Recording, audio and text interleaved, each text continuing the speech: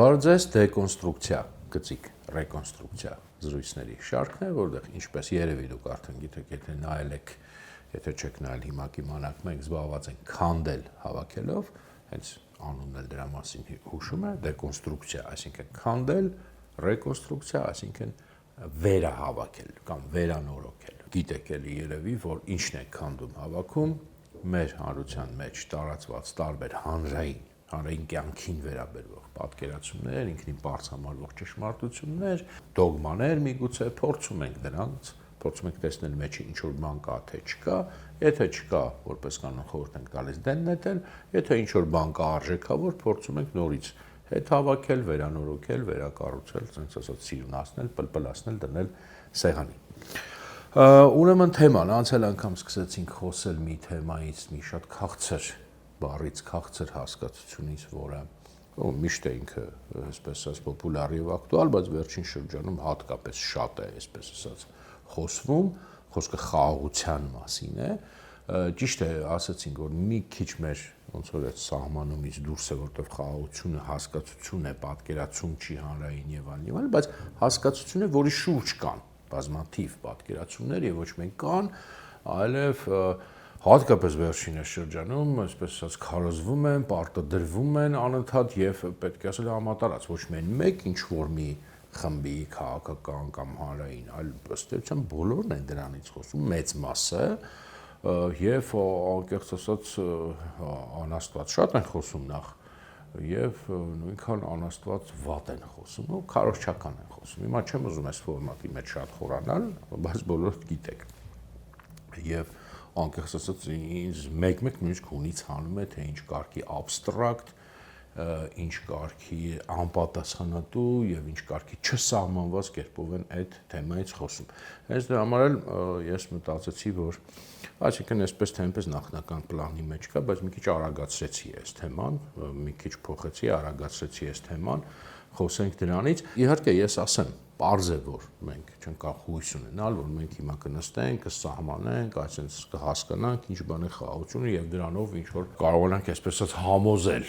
չէ, բայց գոնե փորձենք այսպես ասած մարդկանցով այս պահին այս թեմայի շուրջ, որոնք ուզում են պատասխանատու մոտենալ եւ իրենց ասածին եւ իրենց այսպես ասած լսածին եւ ընդհանրապես իրենց եւ երկրի կյանքին, գոնե այդ մարդկանցով մենք փորձենք այս ուրեմն բանի մեջ, աղմուկի մեջ ավելի ռեալ, կոնկրետ հասկանալ այս շատ կարևոր, իհարկե շատ կարևոր հասկացությունը եւ մեր կյանքի համար եւ քաղաքական որպես հասկացություն, խաղաղություն այդ քաղցր բառը։ Հիմա մենք մի քանի բան անցյալ անգամ սահմանեցինք, խոսեցինք, այսօր այդ նույն սահմանածները կփորձեմ մի քիչ ավելի բացել, կարող է մի քիչ կրկնություններ լինեն, բայց թեման այնպեսին է, որ կրկնությունը այստեղ չի խանգարի, պարզապես մենք ավելի կբացենք այն նույն բաները, ինչ որ անցյալ անգամ ասել ենք, կբացենք եւ կտանենք առաջ։ Ուրեմն ինչ ենք մենք անցյալ անգամ պայմանավորվել, նախ եւ առաջ մի երկու բան հիշեցնեմ եւ հետո առաջ տանենք։ Իհարկե նախ եւ առաջ մենք պայմանավորվեցինք, որ երբ որ խոսում են հավետ խաղաղությունից, լինի դա մեծ մասշտաբում բոլոր, չգիտեմ, ազգերի միջև կամ կոնկրետ 2-3 ռեգիոնալ մակարդակում կամ հենց կոնկրետ հարևանների միջև, երկու հարևանների միջև խոսում են ինչ-որ հավետ խաղաղություններից, մշտական կարգավորումներից, հարցի ինչ-որ լուծումներից, լուծում ասելով պատկերացնում ինչ-որ sense մի հատ ֆորմուլա, որ մեկ ընդմիշտ լուծում է։ Դա իհարկե մաքուր ուտոպիզմ է քաղաքական, իրականության հետ ոչ մի կապ չունի, ռեալիզմի հետ ոչ մի կապ չունի, հակառեալիստական մոտեցում է, քաղաքական միֆոլոգիայի շարքից է, որպես քարոզչական սիրուն փուչիկ կամ քաղցրավենի կամ փաթեթավորում իհարկե կարող է օգտագործվել եւ օգտագործում է դա ինչ որտեղ նորմալ է, այդտեղ շատ դատապարտելի չի, բայց եթե մեկը դրան լուրջ վերաբերվի, իհարկե դա այդպես չի, դա մաքուր ուտոպիզմ է, սա մենք արձանագրեցինք եւ նաեւ արձանագրեցինք, թե ինչու է այդպես, որոշակի տրամաբանություն եւ օրինաչափություն կա այդտեղ, հիմա չկրկնեմ, պատմական եւ նույնիսկ ընդհանուր մինչեւ ընդհանրապես բնական։ Հիմա մյուս կարևոր շատ բանը, որը մենք պայմանավորվեցինք եւ հիմա փորձենք բացել, որ խաղաղությունը որևէ ինչ շատ կոնկրետ է, չի լինում ընդհանրապես ինչ որ մի հատ sense abstract վարդագույն խաղաղություն, շատ կոնկրետ երևույթ է ինքը եւ ինչ իմաստով է ինքը կոնկրետ որևէ խաղաղություն որևէ տարածաշրջանում որևէ 2 կամ 3 երկրների մեջ եւ եթե խոսքը մեծ միջազգային համակարգի մասին է նույնպես որևէ ժամանակահատվածի մեջ որտեղ դա ինչ որ մի ժամանակահատվածի մեջ է ասում ենք հավետ խաղաղություններ չեն լինում բայց որևէ այդ մի ժամանակահատվածի մեջ եղած որևէ տեղ խաղաղություն ինքը կոնկրետ է ինչ իմաստով մի քանի իմաստով առաջին իմաստով որ ինքը միշտ որևէ խաղաղություն հետևանք է որևէ շատ կոնկրետ պատերազմի այսինքն որևէ խաղաղ իրավիճակ բխում է ինչ որ մի դրան նախորդող պատերազմից եւ բխել ասելով ոչ թե ուղղակի ժամանակագրորեն հետևում է այդ պատերազմի այլ հետևանք է դրա արդյունքների այսինքն կոնկրետ արդյունքներից կոնկրետ պատերազմի բխում է այլ ոչ թե ընդհանրապես տենց ինչ որ խաղաղություն է շատ կոնկրետ բանի վրա է բխածնում եւ որևէ խաղաղություն եմ ասում եմ կրկնում ինքը միշտ պատերազմի արդյունք է պատերազմի հետևանք է պատերազմով է պայմանավորված նրա չափանիշները, չափորոշիչները, ստրուկտուրան եւ այլն եւ հակառակն էլ իդեպ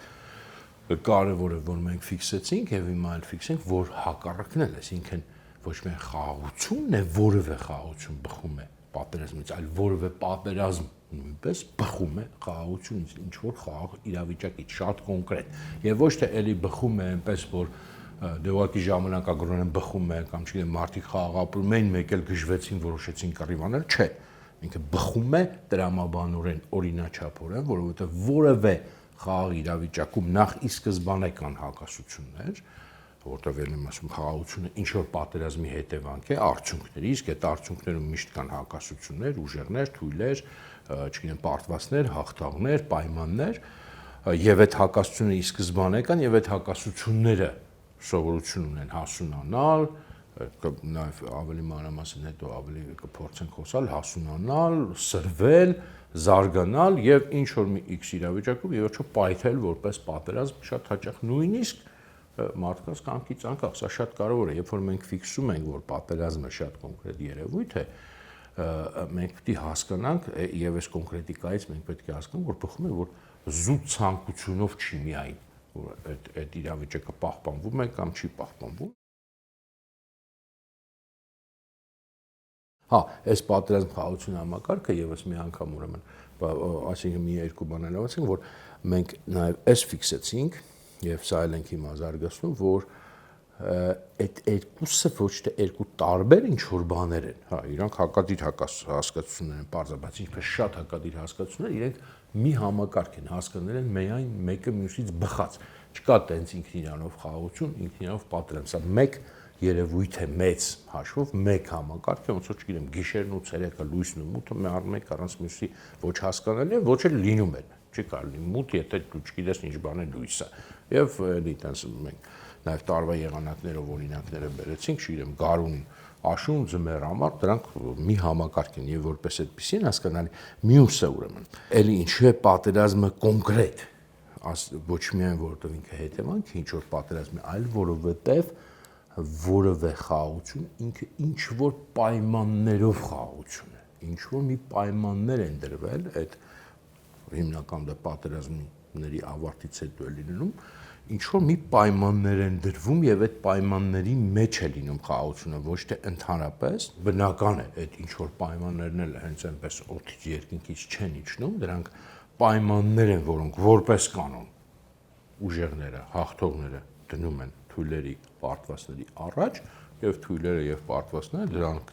ուզած կամ չուզած ստիպված կամ չգիտեմ կամավոր էստեղ մի քիչ դժվար է ասել կամավոր ֆորմալ իմաստով իհարկե կամավոր բայց իրականում բարձր որ եթե տենց համաձայնվել նա կռիվել չլինի համաձայնվում են այսինքն կան պայմաններ եւ այդ պայմանները ուժային են այլ ոչ թե էլի ինչ որ միտեղից sense հորինած ուժային են եւ այդ պայմանները թելադրում են ուժեղները թելադրում են թույլերին հաղթողները թելադրում են պարտվողներին եւ միայն այդպիսի պայմաններով կամ միայն այդպես պայմանավորված կա որևէ խաղաղ իրավիճակ եւ կա եւ երբեւե մինչեւ աշխարհի վերջ լինելու է այդպես ուրիշ չի լինելու էլ այսինքն տենց էլի այդ մեր սիրած sense ասած բանը վարդագույն պոնիների աշխարհը որտեղ չգիտեմ տենց խաղաղություններ են լինում որտեղ ուղղակի մարդիկ հասկանում են պայմանավորվում են եւ սկսում են ինչու՞ չէ տենց չի լինում եւ տենց չի եղել եւ տենց երբեք չի լինելու միշտ լինելու է այս ուժային բաղադրիչով եւ այստեղից հետեւաբար սա խնդիրը ոչ միայն է, որ այդ պահին են դինում պայմանները եւ ուժեղ ու թույլը, այլ հետեւաբար որևէ խաղ իրավիճակում, որևէ խաղաղության մեջ, լինի դա էլ եմ ասում, որևէ մակարդակում, ռեգիոնալ, թե համաշխարհային, թե միայն երկու ուրեմն պետությունների կամ ժողովուրդների միջև միշտ կա գերակայողը այդ խաղաղության եւ այսպես ասենք ենթական կամ ստորադասը ասեմ, ենթական ասեմ, ոչ գերական, այսպես որ ոչ ոք ոչ մեկից չնեղանա եւ այլն։ Կա գերակայողը, գերակայողը բնականաբար ու այսպես ասած պատերազմում նախկին հաղթողն է, ուժեղն է եւ դա ոչ թե միայն այդ պահին է, այլ դա այնքան ժամանակ, քանի դեռ այդ խաղաղությունը, այդ խաղաղ իրավիճակը կոնկրետ պահպանվում է, դա կարելի տարիներ, կարելի տասնամյակներ կամ նույնիսկ դարեր, մեծ հաշվով գերակայողի գերակայությունը, պարտադիր չի բացարձակ կերպով, պարտադիր չի հենց այն նույն կերպով, ինչպես ամենասկզբում, բայց ինքը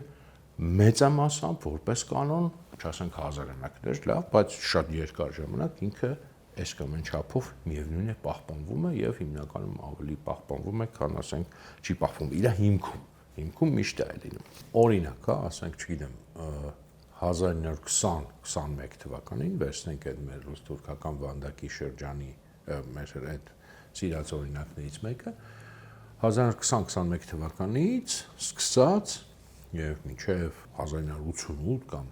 պայմանական, Հայաստանում հաստատվեց կամ Հայաստանի շուրջ հաստատվեց խաղաղ իրավիճակ։ Չենք հաշվում երկրորդ համաշխարհինը, որ անմիջապես Հայաստան չմտավ, հաստատվեց խաղաղ իրավիճակ։ Հայաստանը, այլմ ասում, չհաշված երկրորդ համաշխարհինը, այլ պատերազմների չի մասնակցել եւ երկարատև խաղաղություն է եղել։ Եվ քարոզվել է նաեւ սովետական միության մեջ որպես խաղաղ վիճակ, ժողովուրդների միջև խաղաղություն, վերջնական հաստատվել է եւ այլն եւ այլն։ Ով ապրել է, լավ հիշում է այդ սովետական եւ քարոզչությունը եւ իրավիճակը, բայց ինչ խաղաղություն էր դա։ Էլի շատ կոնկրետ խաղաղություն էր։ Դա հետևանք էր հայ-թուրքական եւ հայ-ռուսական պատերազմներում, որտեղ նաեւ Ադրբեջանն էր մաս, կարող ենք ասել ռուս-թուրք, Ադրբեջան եւ հայ բոլշևիկները ընդդեմ Հայաստանի պարտության։ Դա հետևանքներ եւ հետեւաբար այդ պայմաններով էր այդ խաղաղությունը, ոչ թե ընդհանրապես խաղաղություն էր, հիմա լավ էր խաղաղությունը, ինքնին վատ էր, բայց պայմանները այդպեսին էին, պայմանները շատ ծանր էին, հայ ժողովուրդը Հայաստանը շատ իր իրավունքներից պետք է հրաժարվեր, այդ բոլորս հասկանում ենք, բոլորս գիտենք եւ ընդհանրապես դա շատ ծանր էր իհարկե այդ իրավիճակը եւ այստեղ կարեւորը ոչ թե միայն այդ է, որ այդ պայմանները կային, այլ այն, որ այդ մնացած ամբողջ ընթացքում, ինչքան որ դա տևեց, այսինքն 70 տարի, ինչքան որ սովետական միությունը տևեց, մեծ հաշվով այդ խաղաղության մեջ գերակայող եւ ենթակա հարաբերությունները պահպանվեցին, այսինքն ուժեղ եւ թույլ հարաբերությունը պահպանվեցին, երբեք չեղավ հավասար փոխհավասար հարաբերություն եւ խոսքը ոչ միայն Հայաստան-Ռուսաստան կամ Հայաստան-Թուրքիա հարաբերությունների մասին է, որոնք անհավասար են իրենց ռեսուրսային եւ այլն Հայաստան-Ադրբեջան, որոնք քիչ թե շատ հավասար ասպես ասած միավորներ են, որքան հիմա Ադրբեջանը ներկայացի որպես սուպեր հերոս սուպերմեն է թվում մեր հայերի մեջ, բնականաբար համեմատաբար հավասար միավորներ են, բայց այդ ինչը որ 2021 թվի 1920-21 թվի ուրեմն հարաբերություններով ձևավորվեց, այդ խաղաղ վիճակի մեջ, որտեղ ասվում էր, որ ժողովուրդների եղբայրություն եւ այլն միևնույն է, գերակայությունը եւ Հայաստանի պարտված կարգավիճակը մեծ հաշվով, թեկուզ ոչ այդքան երևացող, թեկուզ ենթատեքստով միշտ պահպանվեց եւ պատահական չի։ Հիմա մանավանդ իդեպ սկզբի շրջանում,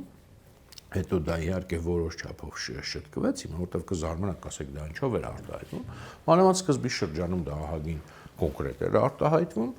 հատկապես երբ որ կառուցվեց Անդրկովկասյան ֆեդերացիա կոչված երևույթը, որտեղ Հայաստանը ֆորմալ հավասար անդամ էր, բայց փաստացի միշտ ամենաայսպես ասած բաններ, ստորադասներ դրանցից եւ դրա դեմ մեր մտավորականությունը եւ քաղաքական գործիչները շատ են պայքարել 1920-ական 30-ականին ողբերգական մանով, ավարտով հաճախ հետո դա այդքան ակնհայտ չի երևացել, բայց ի վերջո այն որ 88-ին պայթեց այդ իրավիճակը, դա նաև այս անհավասար ի սկզբանե գերակա ենթակա հարաբերությունների հետևանք էր, որովհետև նույն Լեռնային Արցախի հայերը իրանք ենթակա ակնհայտ ի տարբերություն Հայաստանի հայերի, մնացած Հայաստանի հայերի կամ սովետական Հայաստան կոչված այդ երկրի սովետական Հայաստանի հայերի նրանք ակնհայտ ավելի ենթակա վիճակում եւ դա պայթեց, որտեղ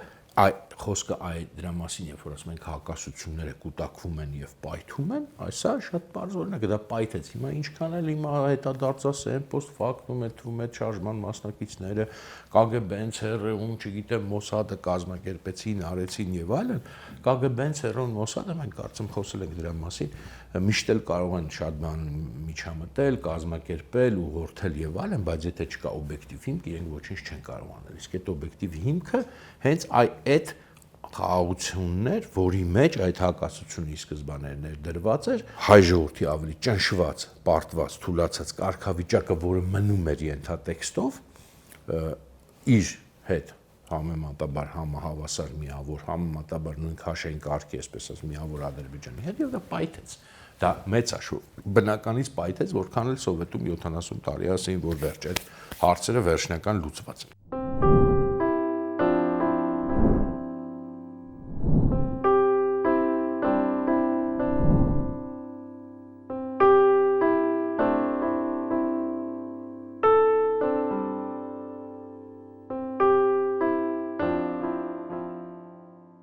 Նույնը կարանք վերցնենք, ասենք, երկու համաշխարհային պատերազմների օրինակով, ինչի ընդհանրապես երկրորդ համաշխարհային պատերազմ երևույթը հնարավոր դարձավ առաջին համաշխարհայինից շատ կարճ ժամանակ անց, ըստ էության մի սերունդ անց։ 1918-ին առաջին համաշխարհայինը ավարտվեց, 1939-ին երկրորդ համաշխարհայինը սկսվեց։ Էլի շատ բարձ բան կա, բավականին երևի բոլորին էլ հայտնի, որովհետև այն պայմանները խաղաղության, որոնք Գերմանիային հատկապես Գերմանիային, բայց ոչ միայն Գերմանիային, այլև պարտված այլ պետություններին, օրինակ, չգիտեմ, այնտեղ Հունգարիա կար, Ավստրիա կար, Իտալիան չնայած հաղթողների շարքում էր, բայց դժգոհ էր այն պայմանները, որոնք այն խաղաղության պայմանները, որոնք այսպես ասած ձևակերպել եւ առաջարկվել էին, իրենք այնպիսի սուր հակասություններ իրենց մեջ ունեին, որ շատ արագ դա բերեց պայթյունի, այսինքն այդ խաղաղ իրավիճակը բավականին կարճ տևեց, բերեց պայթյուն, տվյալ դեպքում հակասությունները նաև ահագին շատ էին եւ այդ ուժեղ թույլ հարաբերությունները բավականին շեշտված են։ Հիմա կասեք երկրորդ համաշխարհայինից հետո ինչի նույն պայթյունի չբերեց, ուրեմն երկրորդ համաշխարհայինից հետո երևի ավելի լավ պայմաններ գտան, չէ, որովհետեւ երկրորդ համաշխարհայինում շատ ավելի դաժան պարտություն կրեցին պարտվողները եւ ըստ էության հաղթողները արդեն շատ ավելի այսպես ամուր կարողացան կապել իրենց հետ, բայց երբ որ այս օրինակը եմ ես հաճախ անդրադառնում, որովհետև շատ են բերում, ասում են դե այ տեսակ, այ հետո Գերմանիան պարտվեց կամ Ճապոնիան պարտվեց, բայց դա հետո իրանք դառան ծաղկուն, սենց ինչ որ երկրներ, երջանիկ եւ այլն, ծաղկուն եւ երջանիկ երկրներ իրենք կարող դառան, կարող չդառան, իհարկե տնտեսական շատ լուրջ միավորներ են, իհարկե նաև մարդու ազատության, քաղաքացիների ազատության, քաղաքական համակարգերի առումով շատ օրինակելի լավ երկրներ են, բայց քաղաքական իմաստով իրանք ոչինչ են, մեծ մասշտաբով, մեծ բանի մեջ ոչինչ են եւ այդ պարտվածի կարգավիճակը մինչեւ հիմա էլ պահում են եւ Գերմանիան եւ Ճապոնիան, Իտալիան մի քիչ ավելի քիչ չափով, այսինքն իրենք այն դերը, որ ունեին կամ հավակնում էին ունենալ միջազգային հարաբերություններում քաղաքական դերը, ռազմական դերը այդ կշիռը երբեք այլևս չեն ունեցել։ Դրա ապացույցներից մեկը օրինակ երբևէ մտածել եք ինչի օրինակ Գերմանիայի կամ Ճապոնիայի տարածքում ինչու հիմա ամերիկյան ռազմաբազաներ կամ ինչի ընդհանրապես Ամերիկայի Միացյալ Նահանգները անվտանգության երաշխավորը ոչ միայն Գերմանիա, այլ ամբողջ Եվրոպայի։ Սա պարզ ուրեմն իրողություն է, որը ցույց է տալիս, որ այդ հարաբերությունները մնում են հաղթողի եւ պարտվողի հարաբերությունները մնում են, ու եթե հաշվի առնենք, որ իրականում ամբողջ Եվրոպան մեծ հաշվով կորցրեց իր գեոպոլիտիկ նշանակությունը այդ երկու համաշխարհայիններով եւ մեծ հաշվով, մեծ մասշտաբում ամբողջը պարտվեց, այդ հարաբերությունները միևնույն մնում են մինչև հիմա եւ հիմա դրանք բացվում են, այսինքն այն ժամանակ որ դա ասում ենք, չգիտեմ, մի 10-20 տարի առաջ կարող ասել մարդիկ լավ, դες ինչ ես խոսում, հետո ինչ որ ամերիկյան բազաներ կան, հետո ինչ այդ ամեն ինչը բան, բայց հիմա մենք տեսնում ենք, որ երբ որ ճգնաժամ կա, երբ որ նույն Ամերիկայի Միացյալ Նահանգները խնդիր են դնում, ասում են, իսկ մենք էլ կարող չուզենանք ձեր անվտանգությունը ապահովել կամ դուք պետք է վճարեք նրան դիմաց, որ մենք ապահովում ենք կամ հենց երեկվա լրահոսի մեջ, թե նախորդ օրվա լրահոսի մեջ էի կարդում, որ ամերիկացիները որոշակի քանակով ուրեմն զինվորներ ռազմական բազային հանել Գերմանիայից եւ լուրջ խնդիր է դա, ինչի է լուրջ խնդիր, որտեղ անվտանգությունը սեփական ուժերով չեն կարող ապահովել, այսինքն այստեղ բացահայտվում է մերկանում է այն փաստը, որը տենց այդ շատ սիրուն բաներով փակված էր այսքան տասնամյակ, որ չգիտեմ զարգացած տնտեսական եւ այլն, բայց բացահայտվում է փաստը, որ անվտանգության իմաստով բացարձակ ոչ ինքնաբավ պետություններ են, երկրներ են եւ հիմա ասենք ռուսական վտանգի առաջ իրենք այս պահին ոչինչ չունեն մեծ հաշվով կամ շատ դժվարությամբ կամ փորձում են պատկերացնել ինչ կարող են պատասխանել, բայց այս պահին եթե հանկարծ Ամերիկայի Միացյալ Նահանգները ոչ միայն դուրս է գալիս, այլ մի քիչ թուլացնում է իր ներկայությունը կամ ազդեցությունը, շրջագույն խնդիր է գալիս, որ ես չեմ բացահայտում, հենց Արևմտյան մամուլն է ամեն օր գրում, շրջագույն անվտանգության խնդիր է գալիս, այսինքն այստեղ մերկանում է իրական հարաբերությունները, իրական այս ուժային բաղադրիչը որևէ խաղաղ իրավիճակի եւ այն, որ միշտ կան պարտվածներ եւ հաղթողներ եւ որևէ խաղաղություն միշտ այդ պահպանում է այդ հաղթող պարտվող հարաբերությունը եւ հենց դրա համար էլ նաեւ չի կարող հավետ լինել, ինքը այսօր մերկանում։ Ինչ է սրանից բխում, հատկապես այս գերակա եւ ենթակա փոխհարաբերությունը որևէ խաղաղ իրավիճակի մեջ, հատկապես ինքն է միշտ մտցնում լարումը եւ ի վերջո ոչ պարտադիր, բայց առավել հաճախ ինչ որ պահից բերում է այդ խաղաղ իրավիճակի պայթյունին, որտեվ հիմա իհարկե կարելի է անverջ փորձել պահպանել որևէ X խաղաղ իրավիճակ, որը այդ ուժային բաղադրիչը պարտադիր իր մեջ ունի, մի քիչ ավել կամ մի քիչ պակաս, եթե այդտեղ խնդիր է առաջ գալիս, հակասությունները սրվում են, միշտ կարելի է պահպանել այսպես այդ թույլի կողմից անverջ, եթե անverջ զիջումներ են կամ անverջ այսպես բանը, անverջ հրաժարում սեփական իրավունքներից կամ պատկերացումներից կամ չգիտեմ նպատակներից, հա գրեթե այդ դեպքում գրեթե հավետ կարելի է պահել այդ ձևի խաղաղությունը, այդ գնով հավետ կարելի է գրեթե պահել, բայց դա նշանակում է մեծ հաշվով նշանակում է հրաժարում ընդհանրապես քաղաքական որևէ ինքնությունից, այսինքն հրաժարում անկախությունից, մեծ հաշվով փաստացի անկախությունից։ Հենց այստեղ է նաև կարևոր լուրջ մի հատ խնդիր, որ հավետ խաղաղության հռչակումը կամ հավետ ինչ-որ sense այդ կարգավորումների հռչակումը, հաշվի առնելով այդ թույլ ուժեղ հարաբերությունը, որ պարտադիր միշտ լինում է, մեծ հաշվով թույլի տեսակետից փաստացի նշանակում է անկախությունից հրաժարում, նույնիսկ եթե հենց այդ պահին են ամենից շատ եւ ամենից բարձր գոռում անկախություն բառը։ Գոռալը կապ չունի, փաստերը կապ ունեն, ինչու, որովհետեւ ինչն է խնդիրը, երբ որ դու հռչակում ես անկախություն, հա, շարունակելով միտքը, ուրեմն այդ հրաժարվելով, այո, դու կարող ես ի վերջո հասնել ինչ որ sense, չասեմ հավետ, բայց շատ երկարատև ինչ որ համեմատաբար խաղաղ ապրելուն, որպես համայնք օրինակ, չգիտեմ, կրոնական համայնք, փոքրամասնություն, այս տիպի փաստացի կարգավիճական, որպես զուտ վարչական կառավարվող տարածք, այսինքն դու քաղաքական հարցերով չես զբաղվում, զուտ այդ տնտեսական հարցերն ես լուծում, մշակութային թեկուզ եւ այլն, ինչքանով որ թույլատրված է բնականաբար այդտեղ էլ ամենտեղ վտանգ կա, ինչ որ մի թույլատրված չափի մեջ ցանկացած տեղում էլ ասենք կարելի է որպես համայնք գոյատևել, չգիտեմ, որպես ինչ որ միլետ լինի, նարոդ լինի, ինչ որ sense մի կարգավիճակ, հա, բայց երբ որ դու քաղաքական կարգավիճակ ես հռչակում, այսինքն անկախություն ես հռչակում, անկախություն նշանակում է դու քաղաքական հավակնություն ես ներկայացնում, այսպես ես քաղաքական ազգ եմ, անկախությունը ուղղակի տես բառ չի, ոչ ինչ որ թուղթ է, ոչ էլ ինչ որ իրավական բան է, չէ, դա շատ կոնկրետ բան է էլի, դա նշանակում է դու ասում ես ես քաղաքական եմ, երբ որ դու ասում ես ես քաղաքական եմ, դա նշանակում է, որ ես ունեմ ինչ որ իրավունքներ, ինչ որ նպատակներ, առանց դա քաղաքականություն չի, մելի քաղաքականությունը դատարկ բան չի։ Դա նշանակում է ես ունեմ նպատակներ, ես ունեմ իրավունքներ, եւ ես ունեմ սուբյեկտություն։ Հենց այդ պահից սկսած դու արդեն անկախություն հռչակել է, քաղաքական ազգ հռչակել է ինքն իրեն, ավտոմատ նշանակում է որ պայքար։ Ոչ թե պայքար են իմաստով, որ հենց հռչակեցիր գնում ես կռիվանես, չէ։ Պայքարի պոտենցիալ, պայքարի իրավունք, որտեղ դու ասում ես ես ունեմ օրինակ, այսինչ տարածքը, այսինչ արժեքները, այսինչ իրավունքները, եւ ես պատրաստ եմ դրանց համար պայքարել, այս իմաստով պայքար, հա, անկախություն հավասար է պայքար, քաղաքականություն հավասար է պայքար, չի լինում անպայքար քաղաքականություն չի լինում, անպայքար քաղաքական սուբյեկտ չի լինում, դա աբսուրդ է ինչ-որ էլի, ասենք ոնց որ ասես բան։ Հիմա բայց ելի ասում պայքար ոչ թե իմաստով որ ամեն օր կռիվա գնում անում, այլ որ ինքը պատրաստակամությունն է իր հայտնում, այո, կռվելու, պայքարելու, այս իր սահմանացի համար, սահմանածը կլինի տարածք, կլինի արժեք, կլինի, չգիտեմ, իրավունք եւ այլն, բայց առանց դրա չի լինում, այսինքն հենց դու հռչակեցիր անկախություն, դու հռչակեցիր պայքար եւ հետեւաբար ծայրահեղ դեպքում,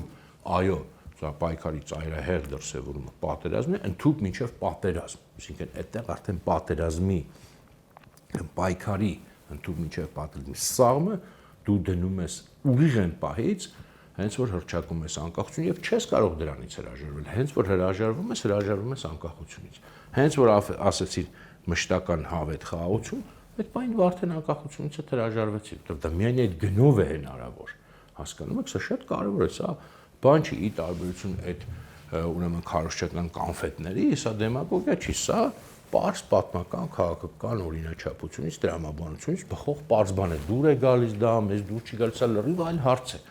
բայց չի կարելի սա չգիտակցել, եթե մենք ուզում ենք իրոք գիտակից մարդ լինենք, գիտակից քաղաքացի լինենք եւ գիտակից մոտենանք քաղաքականությանը եւ հասկանանք, չի կարելի, սա այբուբեն է, սա հիմքերի հիմքն է, այդպես մտածել, այդպես պատկերացնել աշխարհը, այնպեսին ինչպես ինքը կա, շատ բարձ օրինակով, այսինքն ինչ է որ ասում ես, օրինակ, ասում ենք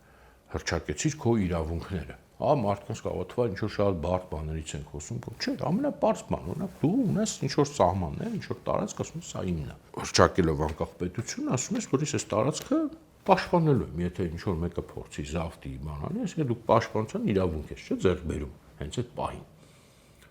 Եվ դա քո անկախությունն է, եթե դու եւ դրա համար հենց որ դու հռչակում ես այդքանը, դու արդեն հռչակում ես, դնում ես սաղմը պայքարի եւ պատերազմի եւ այդ հակասության, որովհետեւ եթե ինչ որ մեկը, իսկ միշտ հայտնվում է ինչ որ մեկը,